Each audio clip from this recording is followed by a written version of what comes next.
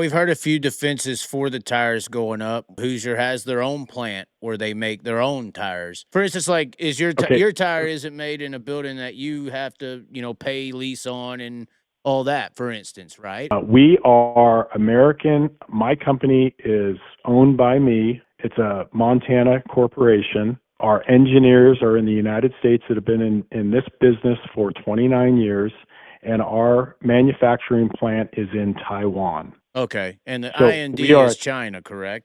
that is correct. Okay. And there's one other Chinese company that is floating around, and then American Racing is made in Pennsylvania, and Hoosier obviously is made in Indiana. Now, here's a point of clarification that I want to make with you. There is the molds that are made, and then there's the green tire. The green tire, all the elements that go into the green tire, they're the it's the rubber, the synthetic, the oils. Let's just call it the secret sauce, right? Those all come from Asian countries.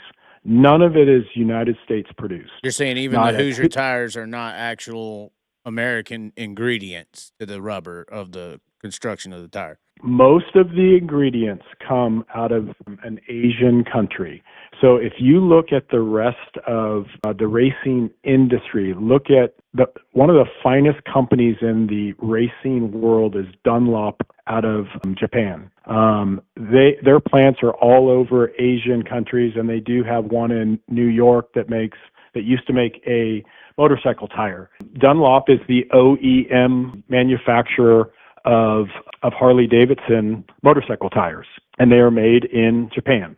So most of the companies are Asia-based manufacturing. Whether they're constructing them here, molding them here, putting them and distributing them here, the actual core ingredients, for instance, like the onions of the salad are coming from over there. Yeah, I mean, sometimes you have avocados that are coming out of California, but most of the time they're coming out of Mexico. Right. So that's what you're technically saying here. It's an imported beef in a way. Yeah, and I'm just enlightening you and your viewers to a manufacturing side that maybe is overshadowed in this discussion. I love President Trump, okay? But President Trump did me and China manufacturing and Dirt X in this case no great favors because we have tariffs on us, right?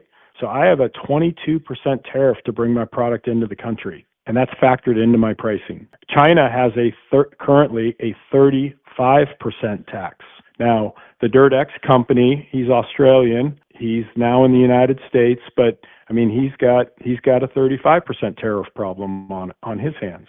Now, the good news is Taiwan is a friendly country to the United States. The tariff is currently getting negotiated, and it's likely to go down. So that's good news for the WEDG company. Maybe the tariffs is also playing a factor there with Hoosier. If what you're saying is fact, and the materials for Hoosier to make their tires in the U.S. is with imported beef, now they're also paying the tariffs to bring in the materials too.